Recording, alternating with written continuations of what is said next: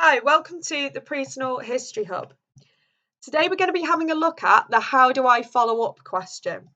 So this question is worth 4 marks and it appears on paper 1 on section A only. So that's the medicine on the Western Front section for us.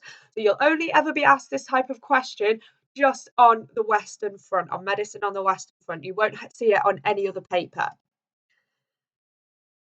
Okay, so let's have a look at an example. So we're really going to break it down today because even though it's worth 4 marks, this question does often cause quite a bit of confusion as to how you actually answer it or what you need to do to get those 4 marks.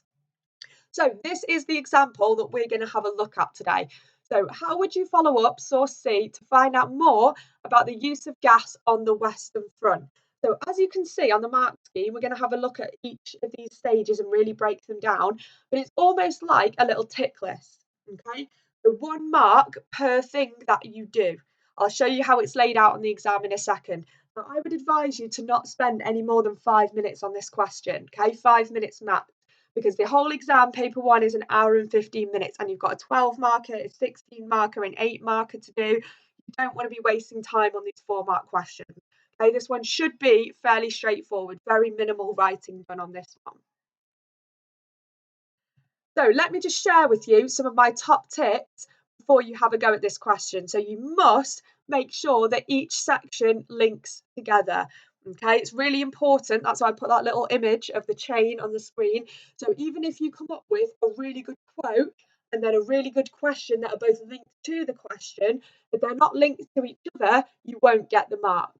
Okay, so you have to make sure that they're all linked together. Every stage is linked together. It follows through a line of inquiry. Now, you must also be specific with your sources and with your question.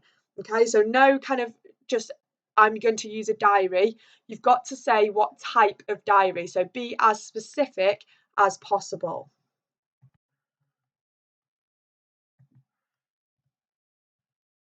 Okay, so let's have a look at the source that we're going to be using. So let's have a little look at source C. Let's read it together. So source C is from the diary of Sister Catherine Lord of the Queen Alexandra Nursing Sisters on the 15th of April 1915. So it also tells you that ADMS stands for Assistant Director of Medical Services. So this is what she said. This afternoon, the medical staff of both divisions have been experimenting in a barn with chlorine gas to test different masks. The staff were busy coughing and choking when they found the ADMS getting blue and suffocated. He's had too much chlorine and was brought in looking bad, and we gave him fumes of ammonia. He will probably have bronchitis, but they found out what they wanted to know. If you wear a mask, you go to help men overpowered by the gas with less chance of finding yourself dead too.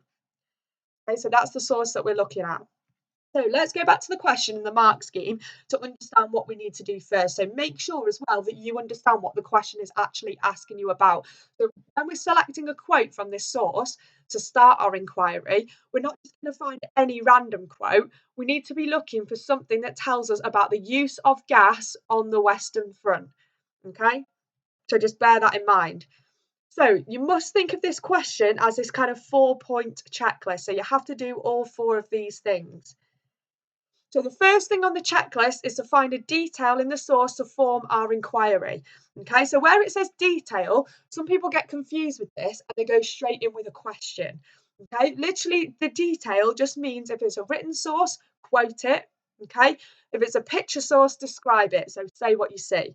So let's go back to our particular source to find a quote. So pause it now, see if you can find yourself a quote, something to do with the use of gas on the Western Front. Okay, so this is the one that I came up with. So he's had too much chlorine and was brought in looking bad. So that one's talking about the use of chlorine gas. So on the exam paper, this is how the question will be laid out for you. So now that you've found your quote, we can insert it into this top section here. And so it does prompt you to do all 4 of these things. So you don't really need to remember a specific structure for this question in your head.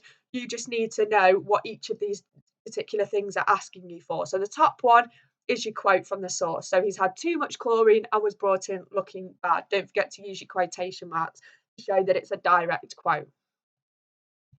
Okay. So now that we've done that bit, now that we've found a quote to form our inquiry around, we must come up with our inquiry question. Now, don't forget that they have to be linked. So it's this bit that we're coming up with next, the question I would ask. So if you come up with a really good question, it's not linked to our quote, okay, then you're not going to get the mark.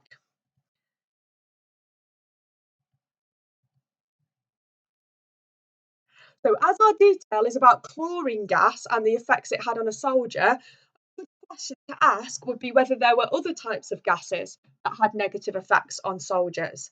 Okay, so this person's had too much chlorine, brought in looking bad. Did any other type of gas have effect? Okay, so you add it into that section there. So add our quote in here. So were there other types of gas used on the Western Front that had a negative effect on soldiers? Okay, nice and simple, and it's linked. We've done that bit, we need to focus on the third part of the question. So finding a source we can use to find the information that we're looking for. So that section there. Forget that when selecting a source to use, make sure that it's specific. So we don't just want to say a diary. Okay, that's too vague. We're not going to get the marks for that. Say whose diary. So when we're thinking about our specific example, what type of person might know about different types of gas that we used on the Western Front and the effects that that would have on a soldier? I would say the best person to know about that would be a soldier himself. So we could say a soldier's diary. Don't go overboard on that one as well, because it just says what type of source I could use. It doesn't say sources. You don't need to make a big list of loads of different sources. You only need one. Remember that this is only a 4-mark question. Okay, so don't overcomplicate it. Make it nice and honed in and focus. There's one source that linked to your inquiry question that also linked to your quote. So think of it like a little chain of links going upwards. Okay.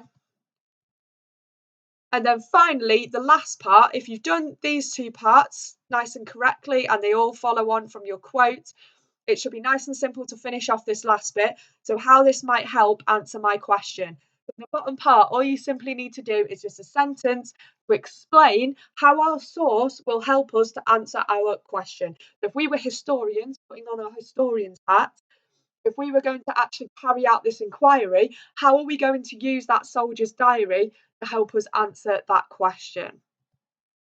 Okay, so we put it in that bottom section there. So you could say something along the lines of a soldier would have first-hand experience of what types of gases were used on the Western Front. Okay, that's how we would use that. So why don't you pause the video and have a go at another example yourself now at home. Okay, so this one is how would you follow up source A to find out more about the treatments that were available for soldiers on the Western Front. So you can apply the exact same method now and have a go at this one yourself at home. Okay, for more videos like this, don't forget to subscribe to the Pre-Snort History Hub.